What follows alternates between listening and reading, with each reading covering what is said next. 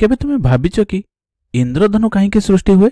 किंतु गुरुत्वपूर्ण कथाटी होची जे कहीं आमे सर्वदा लाल रंग को इंद्रधनुर उपरे एवं नील रंग को इंद्रधनुर तल भागरे देखि थांती एवं द्वितीयत कहीं आमे सर्वदा इंद्रधनु को छाईर दिगरे देखि थांती। यार अर्थ जे इंद्रधनु को देखिया पई सर्वदा आमको सूर्यर विपरीत दिग को चाहिबाकू पड़े। तेबे एमिति सब कहीं हुए? चलो एई प्रश्न गुड़िकर उत्तर पाइबा पई चेष्टा करिबा। इंद्रधनु को बुझिया पई आमे एक माध्यम उपरे धड़ा आलोक को आलोकित करिबा एवं कौन घटुची सेटा लक्ष्य करिबा। तुमे जानिथिबो जेतेबेले आलोक गोटिए माध्यमरु अन्य एक माध्यम को प्रवेश करे एहा अभिलंब आड़कू किछि मात्रा बंके जाए एवं आमे एहा मध्य जानिचंती इंद्रधनुर समस्त वर्ण मिसी धड़ा रंग सृष्टि होता है एवं ये धड़ा वर्ण जेतेबेले गोटिए माध्यम अन्य एक माध्यम को प्रवेश करे यही धड़ा वर्णर सृष्टि होता भिन्न भिन्न वर्ण गुड़िक अभिलंब दिगरे किछि मात्रा बंकई जाइछंती।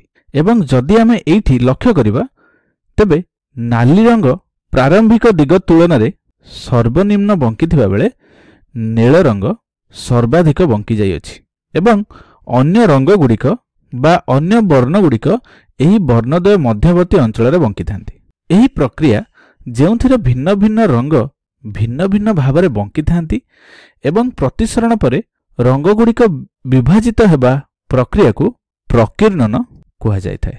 तेणु आमे कहि परिबा जे प्रकीर्णन हेउची एक मुख्य कारण जहां पई आमे इंद्रधनु रे भिन्न भिन्न रंग देखि पारू। किंतु एठी गोटे सेकेंड अपेक्षा कर। तुमे बोधो भाबुथो जदि एठी प्रकीर्णन हेउची ताहेले कोन सबुठारे प्रकीर्णन हेउ नथिबो कि? उदाहरण स्वरूप तुमे जेतेबेले एक काच झरका माध्यम रे सूर्य किरण को देखि थाओ सेथिरे तो कहीं आमको किछि रंग देखा जाय नाही। एठारे मध्य प्रकीर्णन कारणरू आमको भिन्न भिन्न रंग देखा जिबा उचित। ठीक अछि, तेबे निश्चित भाव में यह एक उत्तम प्रश्न अटे। किंतु एही प्रश्नर उत्तर देबा पई चलो एक काच झरका को बा एक काच खंड को भल से लक्ष्य करिबा। तेबे एठी तुमे लक्ष्य कर जे काच खंडर पार्श्व धार गुड़िक समांतराल अटंती एवं जेतेबेले तुमे काच खंडर समांतराल पार्श्व धड़ा आलोक द्वारा आलोकित कर सेतेबेले कौन हुए? ठीक पूर्व परी धड़ा आलोक विभाजित होता है एवं आमे प्रकीर्णन देखि थांती। पूर्वरु आलोचना करिथिबा अनुसारे आलोक रश्मि गुड़िक अभिलंब आड़क किछि मात्रा बंकी थांती। किंतु वर्तमान जेतेबेले आलोक रश्मि गुड़िक काच खंड मध्यरु बाहर को बाहरुचंती एठी लक्ष्य कर सेतेबेले आलोक रश्मि गुड़िक अभिलंब ठारू दूरेई जाउचंती। प्रथमे एठारे जेतेबेले आमे धड़ा आलोक प्रवेश कराइले एहा किछि तळकु एमती बंकी गला एवं पुनश्च जेतेबेले काच खंड मध्यरु बाहर को बाहरला सेतेबेले एहा पुनश्च ऊपर को बंकी गला एवं परिशेष रे जेतेबेले आलोक रश्मि गुड़िक बाहर को आस्थांती सेतेबेले सेगुड़िक आपतित रश्मिर दिग प्रति समांतराल होइथांती एवं आमे एमती कहि परिबा जे समस्त वर्ण गुड़िक परस्पर प्रति समांतराल होइथांती। एबे तुम मनरे प्रश्न आसुथबो जे जदि आलोक रश्मि गुड़िक परस्पर ठारू समांतराल हेबे तेबे कोन हेबो? ठीक अछि, जदि तुमे एबे एई समांतराल वर्ण गुड़िक देखिया पई चेष्टा करिवो सेतेबेले तुमर चक्षु लेंस एई समांतराल वर्ण गुड़िक केंद्राभिमुखी करी कुरिका उपरे एक बिंदु उपरे फोकस करिवो। तेणु सबु वर्णर आलोक जेतेबेले गोटिए बिंदु उपरे फोकस हेबे ताहेले हमको धड़ा वर्णर आलोक देखाजिवो। सेथिपई जेहेतु एई काच खंडर बा काच झरकार समांतराल पार्श्व थाए तेणु प्रकीर्णन हेउथिले मध्य काच झरका माध्यम रे सूर्यालोक को देखिला बेले अथवा हमको धड़ा वर्णर आलोक ही देखा जाय थाए। एबे प्रश्न हेउछि जदि एई काच झरकार पार्श्व गुड़िक समांतराल न हुवंती तेबे कोन हेबो? तेबे एहाको बुझिबा पई आमे एक काच प्रिज्म रे आलोकर प्रतिसरण कथा विचार करिबा। तुमे एठी लक्ष्य करि पारथुबो एक काच प्रिज्म रो समस्त पार्श्व समांतराल नुहंती पुनश्च एई प्रिज्म उपरे धड़ा आलोक को आलोकित करिबा। तेबे धड़ा आलोक को आलोकित करिया फल एठी हमें कौन देखुचंती जे आलोक रश्मि गुड़िक अभिलंब आड़क किछि बंकी जाउचंती। प्रथमे आलोक एई दिगरे गति करथुला, वर्तमान प्रतिसरण हेबा परे एई आलोक रश्मि गुड़िक अभिलंब दिगरे किछि एमती बंकी जाउचंती। पुणी जेतेबेले धड़ा आलोक प्रिज्म मध्यरु बाहर को बाहर जाउचंती सेतेबेले पुणी आलोक रश्मि गुड़िक अभिलंब ठारू दूर को किछि एमती बंकी जाउचंती। एवं जदि तुमे एटी को भलसे लक्ष्य करिबा तुमे कोन देखिबो आलोकर भिन्न भिन्न वर्ण गुड़िक परस्पर को समांतराल नाहंती, सेगुड़िक परस्पर ठारू पृथक होई भिन्न भिन्न कोण रे बंकई जाइछंती। जेमिति हमें काच खंड रे लक्ष्य करुथिले କାଚଖଣ୍ଡରୁ ଆଲୋକ ବାହାରିଲା ବେଳେ ସମସ୍ତ ବର୍ଣ୍ଣ ପରସ୍ପର ପ୍ରତି ସମାନ୍ତରାଳ ଥିଲେ, କିନ୍ତୁ ଏଠାରେ ଆଲୋକ ରଶ୍ମିଗୁଡ଼ିକ ପରସ୍ପର ପ୍ରତି ସମାନ୍ତରାଳ ନାହାନ୍ତି। ବର୍ତ୍ତମାନ ଯଦି ତୁମେ ଏହି ବର୍ଣ୍ଣଗୁଡ଼ିକୁ ଦେଖିବ, ତାହେଲେ ତୁମେ ସ୍ୱତନ୍ତ୍ର ଭାବରେ ଏହି ବର୍ଣ୍ଣଗୁଡ଼ିକୁ ଦେଖିପାରିବ। ଉଦାହରଣ ସ୍ୱରୂପ, ଯେତେବେଳେ ତୁମେ ଏକ ହୀରା ଉପରେ ଆଲୋକକୁ ଆଲୋକିତ କରିବ, ତେବେ ତୁମେ ଭିନ୍ନ ଭିନ୍ନ ବର୍ଣ୍ଣଗୁଡ଼ିକୁ ସ୍ୱତନ୍ତ୍ର ଭାବରେ ଦେଖିପାରିବ। ମୋଟାମୋଟି ଭାବରେ କହିବାକୁ ଗଲେ, ଯଦି ଆମେ ଏକ ଅସମାନ୍ତରାଳ ପାର୍ଶ୍ୱ ବିଶିଷ୍ଟ କାଚଖଣ୍ଡ ମଧ୍ୟରେ ଏକ ଧଳା ଆଲୋକକୁ ପ୍ରବେଶ କରାଇବା, ତେବେ ବିଭିନ୍ନ ବର୍ଣ୍ଣଗୁଡ଼ିକ ବାହାରକୁ ବାହାରି ଆସୁଥିବାର ଆମେ ଲକ୍ଷ୍ୟ କରିବା ଏବଂ ଏହି ବର୍ଣ୍ଣପଟିକୁ ବର୍ଣ୍ଣାଳୀ ବୋଲି କୁହାଯାଇଥାଏ।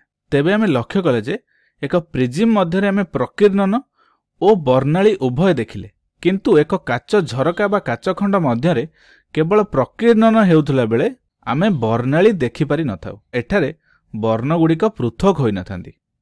ଠିକ୍ ଅଛି, ତେବେ ଇନ୍ଦ୍ରଧନୁରେ କ'ଣ ହୁଏ ସେ ବିଷୟରେ ଜାଣିବା ପାଇଁ ଚେଷ୍ଟା କରିବା। ମନେକର ଏଇଟା ହେଉଛି ବର୍ଷାରେ ପଡ଼ୁଥିବା ଏକ ଜଳକଣା ବା ଜଳବିନ୍ଦୁ। ଏଇଠି ତୁମେ ଦେଖିପାରୁଥିବ ଯେ ଏହି ଜଳକଣାର କୌଣସି ସମାନ୍ତରାଳ ପାର୍ଶ୍ୱ ନାହିଁ, କାରଣ ଏହା ଗୋଲାକାର ଅଟେ। ତେଣୁ ଏଠାରେ ଆମେ ପ୍ରକୀର୍ଣ୍ଣନ ଓ ବର୍ଣ୍ଣାଳୀ ଉଭୟ ଦେଖିପାରିବା। ବର୍ତ୍ତମାନ ଏହି ଜଳକଣାକୁ ଭଲସେ ଲକ୍ଷ୍ୟ କର। ଯେତେବେଳେ ଏହା ମଧ୍ୟରେ ଧଳା ଆଲୋକ ପ୍ରବେଶ କରେ, ଏହା ଭିନ୍ନ ଭିନ୍ନ ଆଲୋକରେ ବା ଭିନ୍ନ ଭିନ୍ନ ଆଲୋକ ବର୍ଣ୍ଣରେ ବିଭକ୍ତ ହୁଏ ଏବଂ ଏଇଠି ମୁଁ ତୁମକୁ ଏହି ଭିନ୍ନ ଭିନ୍ନ ବର୍ଣ୍ଣଗୁଡ଼ିକ ମଧ୍ୟରୁ ଦୁଇଟି ବର୍ଣ୍ଣକୁ ରଶ୍ମିଚିତ୍ର ସାହାଯ୍ୟରେ ଦେଖାଉଛି।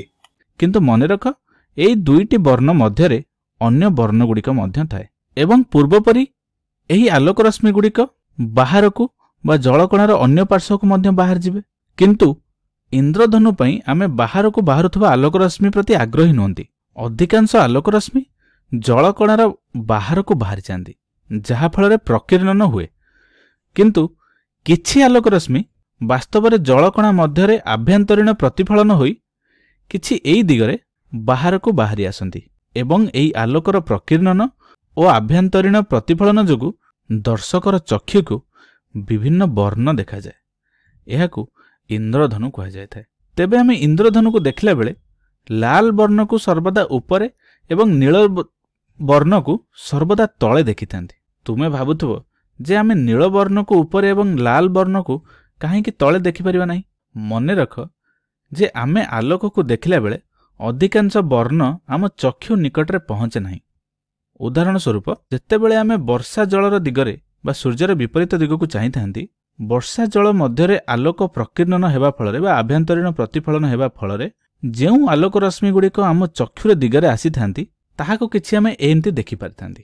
ଏବଂ ଏଇଠି ତୁମେ ଲକ୍ଷ୍ୟ କର, ଯେତେବେଳେ ଧଳା ଆଲୋକ ଜଳକଣା ମଧ୍ୟରେ ପ୍ରବେଶ କରେ, ଏହା ପ୍ରତିଫଳନ ହେବା ପରେ କିଛି ଆଲୋକ ରଶ୍ମି ଏଥିରୁ ନିର୍ଗତ ହୋଇଥାନ୍ତି ଏବଂ ଏହି ଯେଉଁ ଆଲୋକର ରଶ୍ମିଗୁଡ଼ିକ ନିର୍ଗତ ହୋଇଥାନ୍ତି ବା ଏଥିରେ ଯେଉଁ ବର୍ଣ୍ଣଗୁଡ଼ିକ ଥାଏ, ସେଥିରେ ଦେଖ ନୀଳ ବର୍ଣ୍ଣଟି ଆମ ଚକ୍ଷୁର ନିକଟରେ ପହଞ୍ଚି ପାରିନଥାଏ, କିନ୍ତୁ ନାଲି ବର୍ଣ୍ଣଟି ଆମର ଚକ୍ଷୁରେ ଆସି ପହଞ୍ଚିଥାଏ, ଯାହାଫଳରେ ଆମକୁ ନାଲି ରଙ୍ଗ ଉପର ଭାଗରେ ଦେଖାଯାଇଥାଏ।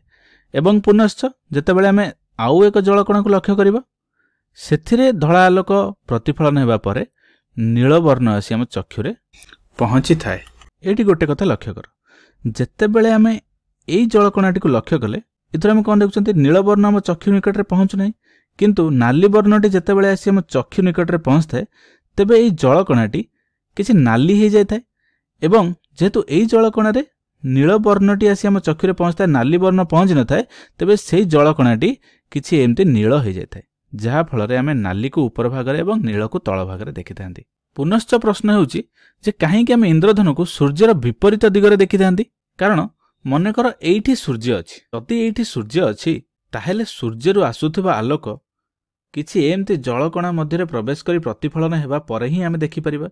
ତେବେ ସୂର୍ଯ୍ୟ ଯଦି ଏଇ ଦିଗରେ ଅଛି, ବିପରୀତ ଦିଗକୁ ଦେଖିଲେ ହିଁ ଯାଇକି ଆମକୁ ଭିନ୍ନ ଭିନ୍ନ ବର୍ଣ୍ଣ ଦେଖାଯିବ। ସେଥିପାଇଁ ଇନ୍ଦ୍ରଧନୁକୁ ଦେଖିବା ପାଇଁ ଆମେ ସୂର୍ଯ୍ୟର ବିପରୀତ ଦିଗକୁ ଚାହିଁଥାନ୍ତି।